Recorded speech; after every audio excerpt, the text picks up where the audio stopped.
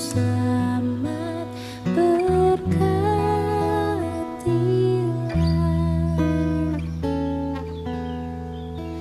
ya Tuhan, tiap jam penuhi hatiku supaya bersyukur selalu padamu.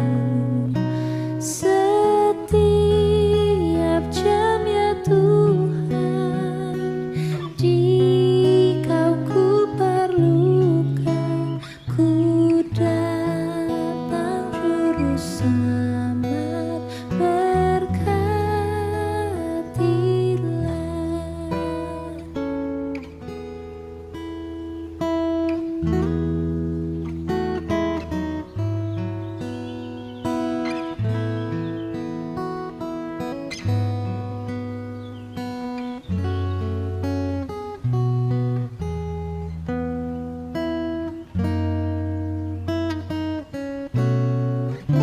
Setiap jam ya Tuhan, Dikau ku perlukan, ku datang juru selamat berkatilah,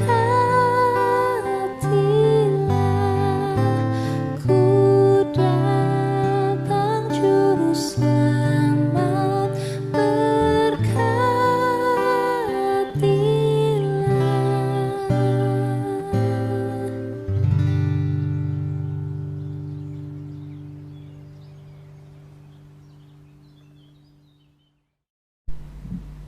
Shalom Bapak Ibu, jumpa kembali dengan saya.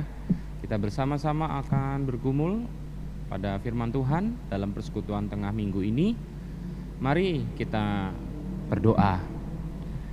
Tuhan Allah kami yang ada di surga, inilah kami yang ingin setia belajar firman Tuhan, hidup dengan firman-Mu. Kiranya Tuhan memperlengkapi kami untuk kami boleh semakin menjalani kehidupan dengan baik dalam firman Tuhan yang terus ada menuntun kami. Roh Kudus Tuhan, tuntunlah kami untuk mengerti dan mau melakukan firman ini. Terima kasih, inilah doa kami kepadamu. Amin. Bapak Ibu dan saudaraku sekalian, hari ini kita akan bersama menggumuli firman Tuhan kita dalam tema pengharapan anak-anak Allah. Dan firman Tuhan kita pada saat ini diambil dari Roma pasal yang ke-8 ayat yang ke-18 sampai ayat yang ke-27. Mari kita membaca firman Tuhan. Sebab aku yakin bahwa penderitaan zaman sekarang ini tidak dapat dibandingkan dengan kemuliaan yang akan dinyatakan kepada kita. Sebab dengan sangat rindu seluruh makhluk menantikan saat anak Allah dinyatakan. Karena seluruh makhluk telah ditaklukkan kepada kesia-siaan, bukan oleh kehendaknya sendiri, tetapi oleh kehendak Dia yang telah menaklukkannya. Tetapi di dalam pengharapan, karena makhluk itu sendiri juga akan dimerdekakan dari perbudakan kebinasaan dan masuk ke dalam kemerdekaan kemuliaan anak-anak Allah. Sebab kita tahu bahwa sampai sekarang segala makhluk sama-sama mengeluh dan sama-sama merasa sakit bersalin. Dan bukan hanya mereka saja, tetapi kita yang telah menerima karunia sulung roh, kita juga mengeluh di dalam hati kita sambil menantikan pengangkatan sebagai anak, yaitu pembebasan tubuh kita. Sebab kita diselamatkan di dalam pengharapan, tetapi pengharapan yang dilihat bukan pengharapan lagi. Sebab bagaimana orang masih mengharapkan apa yang dilihatnya? Tetapi jika kita mengharapkan apa yang tidak kita lihat, kita menantikannya dengan tekun. Demikian juga Roh membantu kita di dalam kelemahan kita. Sebab kita tidak tahu bagaimana sebenarnya harus berdoa, tetapi Roh sendiri berdoa untuk kita kepada Allah dengan keluhan-keluhan yang tidak terucapkan.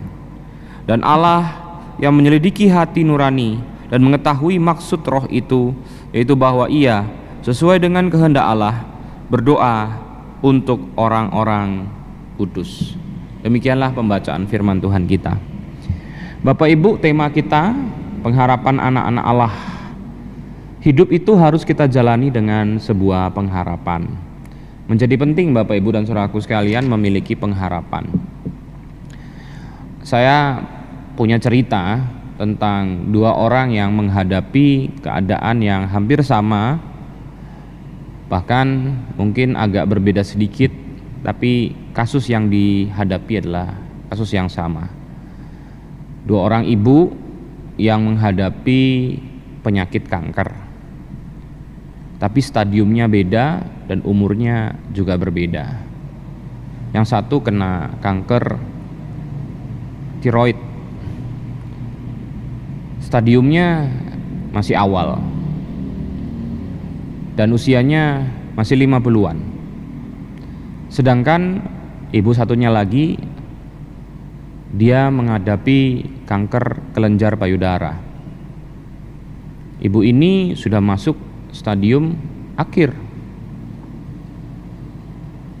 dan juga usianya sudah 60 tahunan ke atas, hampir 70. Nah, kalau kita hanya melihat secara data, yang satu kena kanker, stadium masih awal, usia 50-an. Yang satu kena kanker, stadiumnya sudah mau memasuki stadium akhir dan usia sudah 60 tahunan. Maka kalau dari data itu kita akan melihat bahwa kemungkinan untuk menghadapi melalui kehidupan akan lebih panjang orang yang satunya, yang lebih muda, yang stadiumnya lebih awal. Tapi yang terjadi adalah kebalikannya. Kenapa Bapak Ibu? Karena ternyata ibu yang usianya lebih muda, yang usianya 50 tahun, stadiumnya masih awal itu menghadapi kanker yang menggerogoti tubuhnya itu dengan keadaan yang sangat pesimis, dengan ketakutan, ketakutan dan kekhawatiran ditinggalkan pasangan, tidak dapat melihat anak-anaknya, ketakutan yang sangat-sangat merundung keadaan kehidupannya, sehingga ia begitu cepat drop. Sedangkan ibu satunya lagi yang usianya sudah 60-an tahun dan juga kankernya sudah stadium yang lanjut, yang sudah hampir final.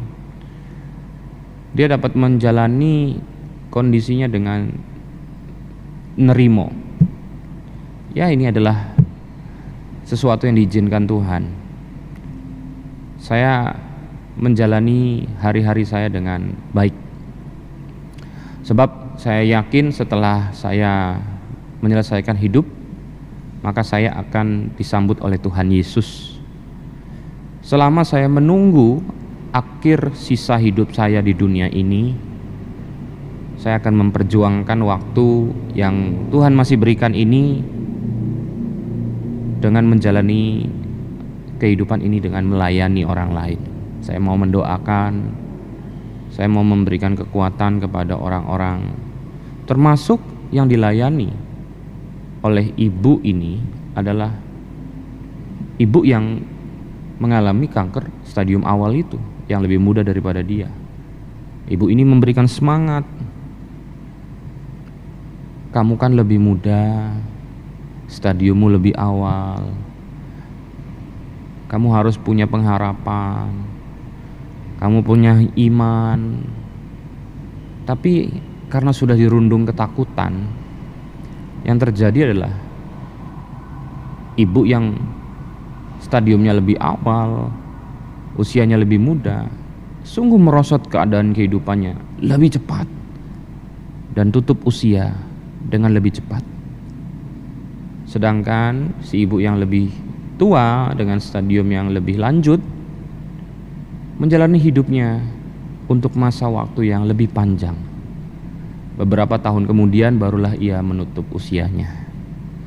Nah, Bapak Ibu dan saudaraku sekalian, dari keadaan ini saya mau katakan Rupanya hidup yang berpengharapan, hidup yang dijalani dengan keyakinan, hidup yang dijalani dengan berterima kasih dan bersyukur, hidup yang nerimo, itu menjadi sesuatu kehidupan yang dapat dijalani dengan lebih baik, lebih panjang, lebih memiliki makna.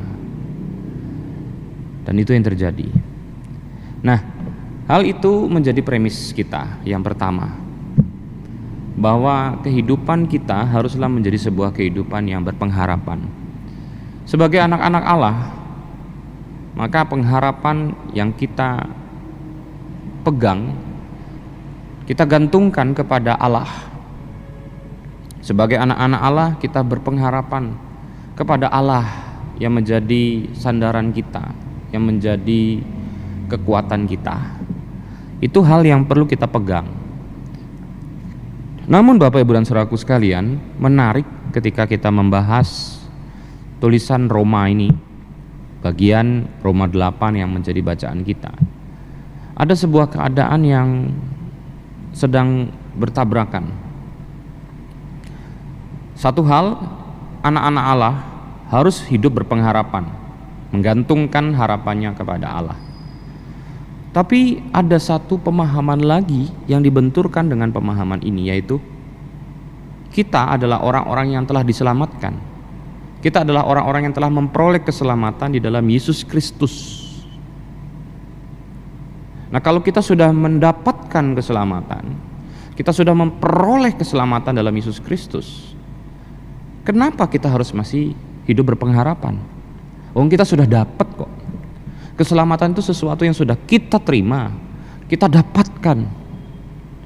Nah, kalau gitu untuk apa lagi istilah pengharapan dalam kamus orang percaya tetap ada? Seakan-akan itu sesuatu yang kontra antara pengharapan dengan keselamatan. Kita sudah selamat, untuk apa lagi pengharapan? Kecuali kalau kita belum selamat, maka kita mengharap. Nah, itulah yang sebenarnya sedang dijawab di dalam bagian firman Tuhan kita saat ini. Itulah yang menjadi sebuah keadaan yang sedang terjadi di Roma, yang surat pastoral Paulus disampaikan kepada mereka. Nah, jadi di jemaat di Roma itu orang-orang yang memang terkenal kritis, pinter di dalam memegang doktrin, pengajaran. Mereka mencoba memahaminya dengan teliti dan bahkan kritis, mencoba mempertemukan antara dua hal ini. Bagaimana caranya? Nah, disinilah Paulus menjawab, Bapak Ibu dan Saudaraku sekalian. Jadi Paulus menjawab bahwa ada dua masa, ada dua zaman, ada dua dunia yang sedang kita jalani sebagai orang percaya. Nah, itulah yang kita temukan di dalam bacaan firman Tuhan kita di dalam ayat yang ke-18. Sebab aku yakin bahwa penderitaan zaman sekarang ini tidak dapat dibandingkan dengan kemuliaan yang akan dinyatakan kepada kita. Nah, jadi Bapak Ibu dan Saudaraku sekalian, kalau kita berbicara tentang zaman sekarang ini, maka akan ada zaman nanti, zaman di mana kemuliaan Allah dinyatakan. Nah, jadi di zaman sekarang ini, di dunia kita saat ini, Yesus telah datang memberikan keselamatannya kepada kita, dan kita beriman kepada keselamatan yang datang dalam Yesus Kristus itu. Namun Yesus tidak segera membawa kita untuk menikmati kehidupan yang kekal bersama dengan Dia. Ia mengizinkan kita untuk menjalani kehidupan di dunia ini, di masa sekarang ini, sebelum kita masuk ke dalam dunia nanti, di mana kita boleh hidup di dalam kekekalan, dalam kesempurnaan, untuk menikmati kebersamaan dengan Tuhan di dunia yang baru, di langit bumi yang baru. Nah, jadi itu yang terjadi, Bapak Ibu dan Saudaraku sekalian. Paulus ingin mengatakan bahwa kita telah menerima keselamatan, tetapi kita belum hidup bersama dengan Allah secara sempurna. kita belum hidup di dalam kemuliaan Allah itu, Allah memang sungguh menaruh kita tetap di dunia ini, di zaman sekarang ini, untuk melakukan karya-karya nyata, untuk melakukan kesaksian-kesaksian di dalam kehidupan zaman sekarang ini, supaya orang mengenal akan Tuhan melalui diri kita.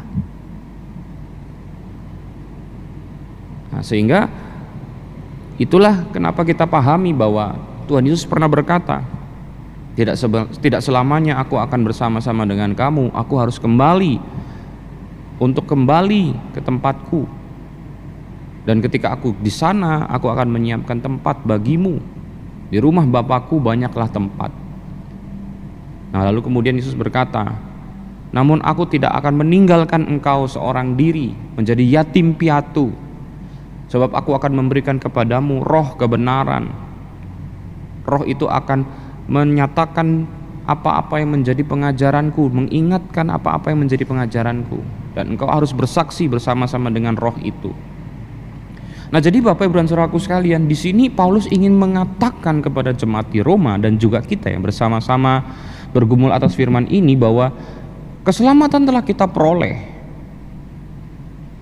dan kita masih ada berjalan di dalam zaman ini, di dunia sekarang ini, dan nantinya kita akan masuk ke dalam dunia baru di zaman kemuliaan Allah. Nah, itu yang terjadi. Nah, jadi Bapak Ibu dan Saudaraku sekalian, kita harus memahami bahwa keselamatan sudah kita terima. Sungguh karena keselamatan telah kita terima dan kita masih di dunia ini, maka kita harus hidup di dalam keselamatan itu dengan menjadi orang yang berpengharapan, yang tidak menaruhkan tujuan kehidupan kita final, akhir, hanya pada dunia ini.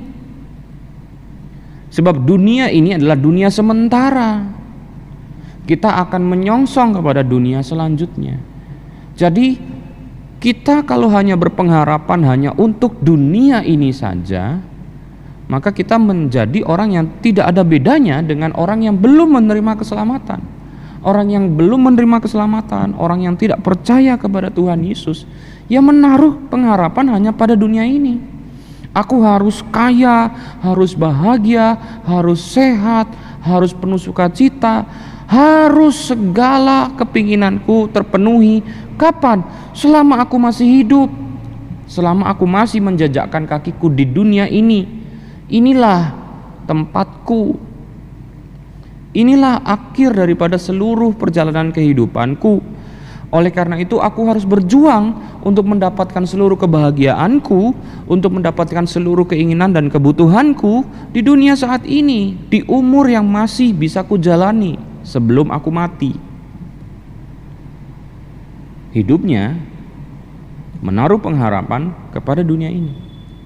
Nah, sedangkan kalau orang-orang yang menerima keselamatan, yang telah percaya kepada Yesus Kristus, dia hidup di dunia saat ini, di zaman sekarang ini, tapi dia memiliki pengharapan anak Allah yang pengharapannya itu jauh kepada dunia yang akan datang, di zaman kemuliaan, di mana anak-anak Allah dinyatakan kemuliaannya.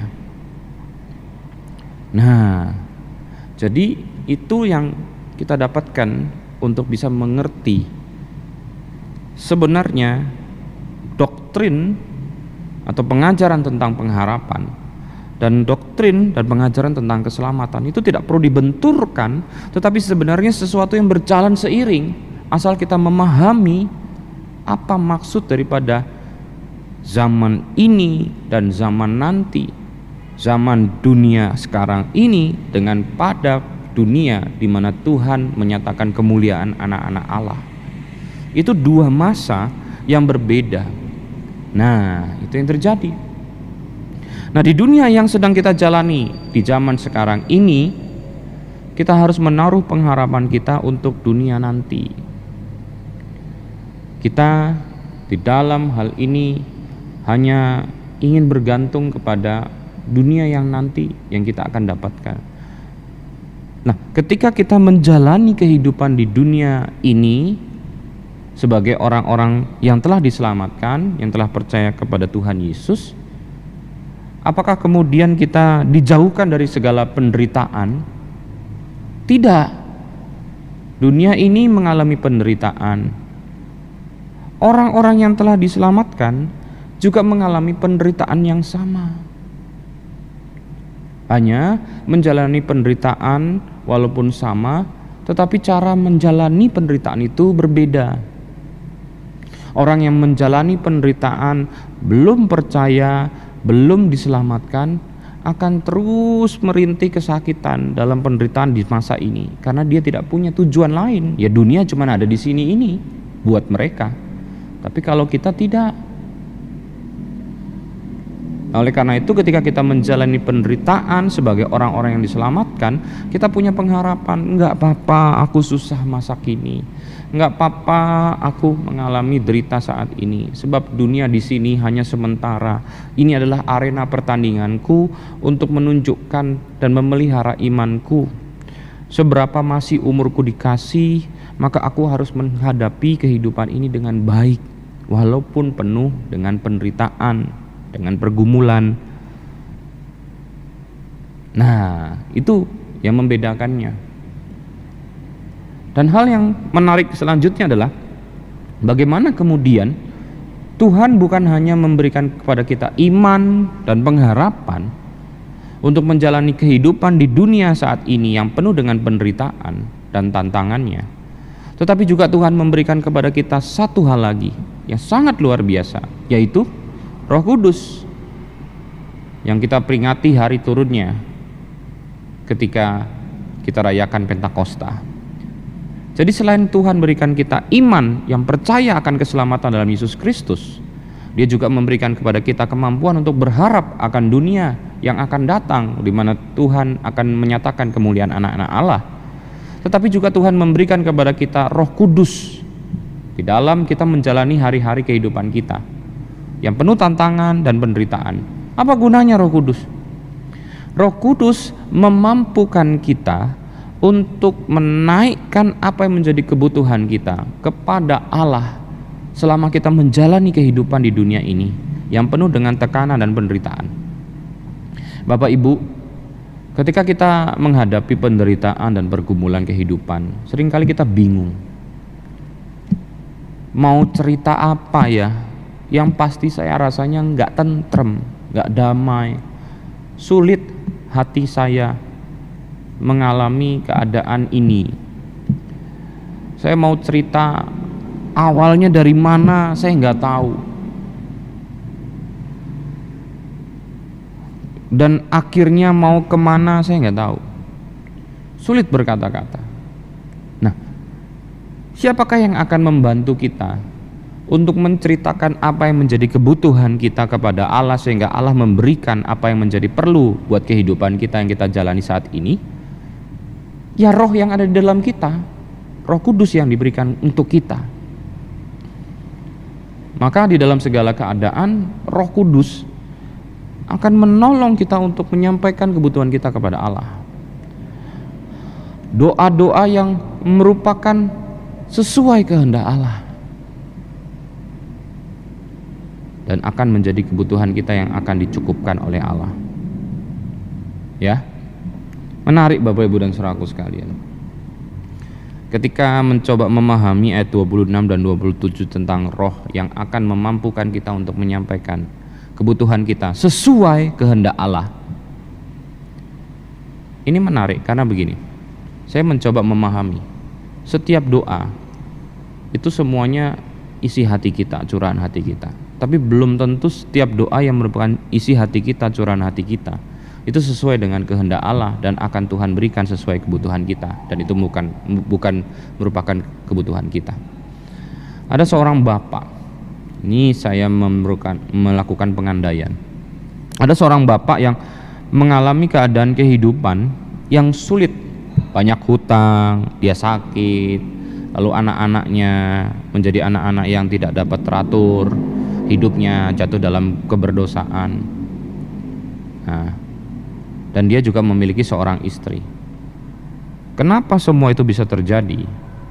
Kalau secara manusia itu semua terjadi karena nyonyanya, istrinya. ya. Istrinya tidak menjadi orang yang bisa mendukung karir suaminya, tidak bisa memberikan penghormatan kepada suaminya, sehingga suaminya kalau ngomong sama anak tidak pernah didengar, orang istrinya juga nggak pernah dengar gitu ya. Terus nggak bisa mengelola bisnis, malah menghancurkan bisnis suaminya. Sebenarnya kalau kita melihat sebagai manusia, simpulnya ada di istrinya. Bagaimana seorang Kristen harus berdoa? Tuhan, aku mengalami kesusahan, aku mengalami penderitaan, aku mengalami kegagalan, aku ditinggalkan oleh anak-anakku, anak-anakku jatuh di dalam keberdosaan, usahaku bangkrut, semua karena Dia yang Kau berikan kepadaku. Bisakah Engkau mengambilnya daripadaku? Buatlah ia mati besok, sehingga kalau dia tidak ada, maka kehidupan akan menjadi lebih baik, aku dapat menatanya dengan lebih baik. Itukah doa yang dipimpin oleh Roh, yang merupakan kebutuhan kita yang sesuai dengan kehendak Allah? Nah, Roh yang ada di dalam kita memampukan kita berkata bahwa Tuhan, keadaanku hari ini keadaan yang sangat luar biasa terjadi. Aku tak dapat menguasai keadaanku, betul-betul hancur, usahaku bangkrut, anak-anakku jatuh dalam keberdosaan. Apa yang harus kulakukan? Yang kulakukan adalah aku menjadi orang yang tabah.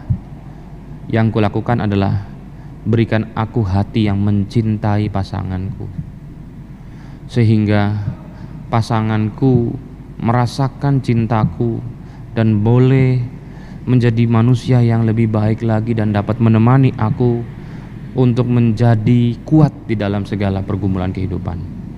Dan aku yakin Tuhan, satu persatu akan menjadi baik. Anak-anak yang pergi tinggalkan kami akan kembali.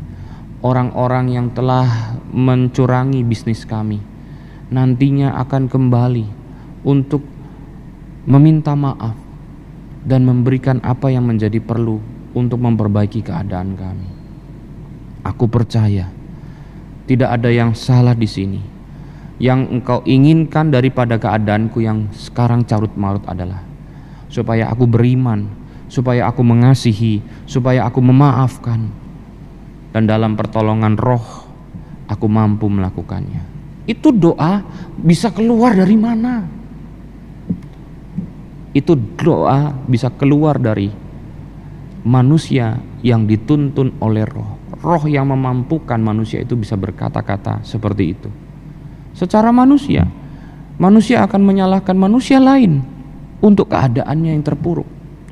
Tetapi di dalam tuntunan Roh, maka manusia tidak mencari pribadi orang lain untuk disalahkan, tetapi bagaimana meminta kepada Allah apa yang dia butuhkan. Apa yang dibutuhkan oleh manusia di dalam segala keterpurukannya? Iman, kesabaran, keteguhan, pikiran yang jernih, memaafkan. Semua itu akan diberikan oleh Tuhan. Dan siapa yang dapat memampukan kita berdoa seperti itu? Allah yang ada dalam kita. Pribadi Allah yang ada dalam diri kita siapa? Roh Kudus. Nah, jadi ketika kita belajar bergumul pada firman Tuhan ini, luar biasa firman ini mau mengajar kepada kita. Firman ini mau mengajar kepada kita bahwa kita telah menerima keselamatan. Dan sebagai orang-orang yang diselamatkan, kita masih tinggal di zaman sekarang ini, di dunia ini yang penuh dengan carut marut keberdosaannya. Tapi bukan untuk dunia ini kita ada. Sebab Tuhan menjanjikan bahwa kita akan menikmati langit dan bumi yang baru. Itulah pengharapan kita. Kita masih di dunia ini betul, tetapi kita akan menuju pada dunia yang akan datang. Dunia yang baik yang Tuhan janjikan kepada anak-anak Allah. Itulah pengharapan kita. Nah, ketika kita menjalani dunia ini, kita masih menghadapi penderitaan, kita menghadapi segala pergumulan, kita menghadapi segala kesulitan. Tuhan izinkan itu. Itulah yang dirasakan oleh seisi dunia ini. Tapi ketika kita menghadapi segala pergumulan yang kita alami di dalam dunia saat ini, kita tidak menjalani itu tanpa pengharapan, tapi kita hidup menjalaninya di dalam pengharapan dan iman. Dan bahkan Tuhan memberikan kepada kita roh. Roh itu menolong kita, memampukan kita menjalani kehidupan zaman ini, di saat ini dengan baik.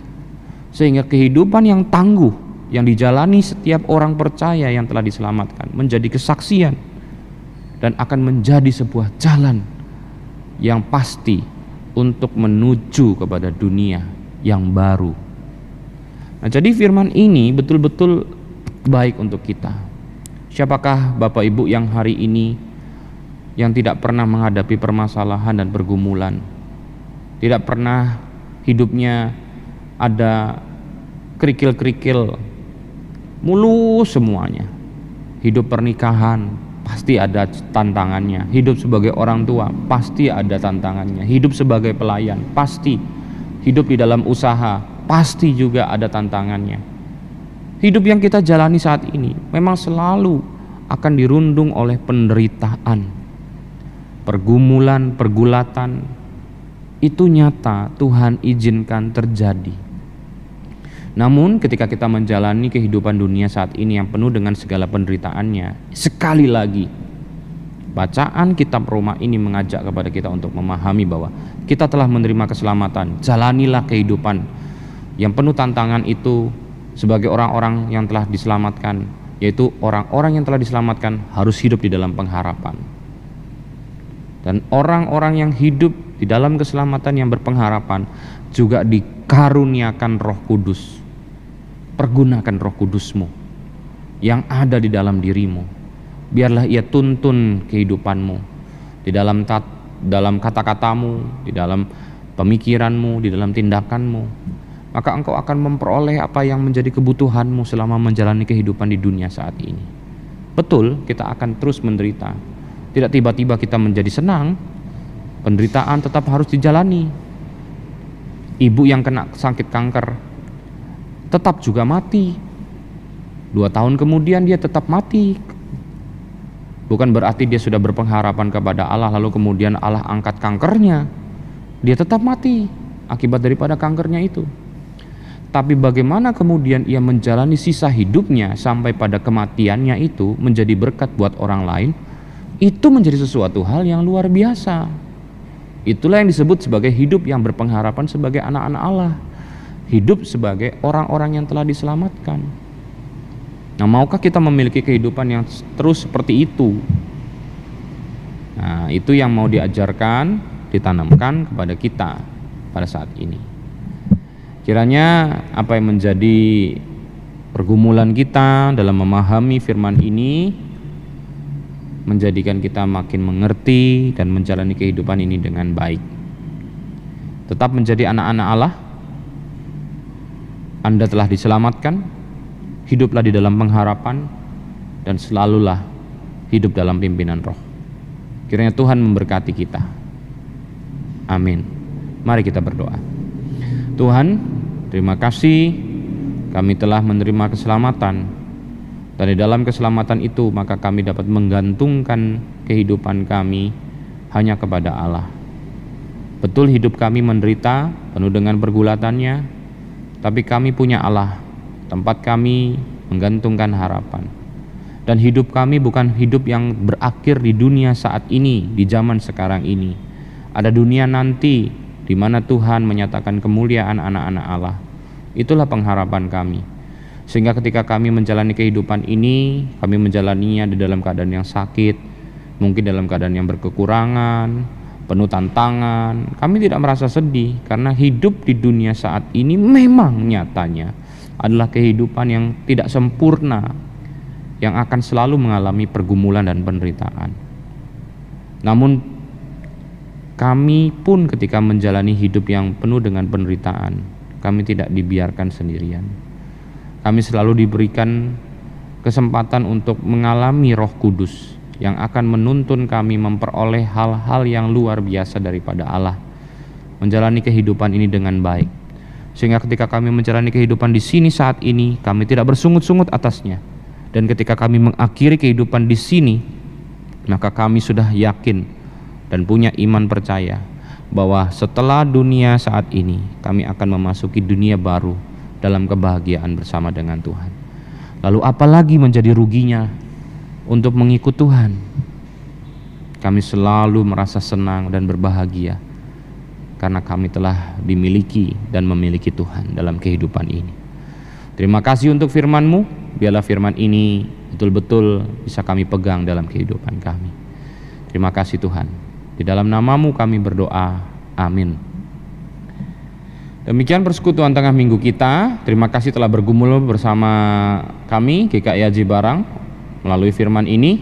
Tuhan memberkati kita, mengizinkan kita untuk berjumpa kembali pada minggu yang akan datang. Tuhan memberkati.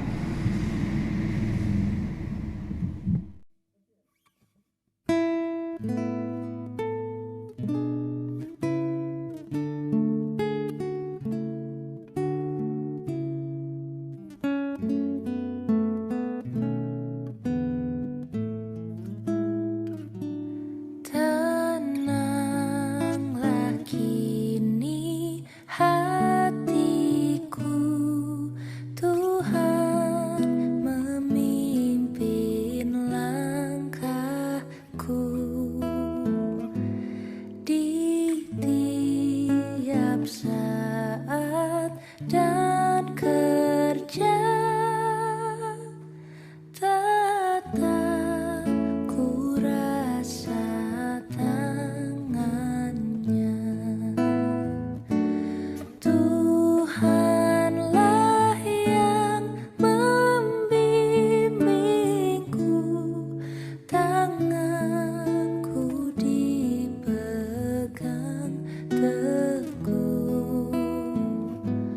Hatiku berserah penuh, tanganku dipegang teguh.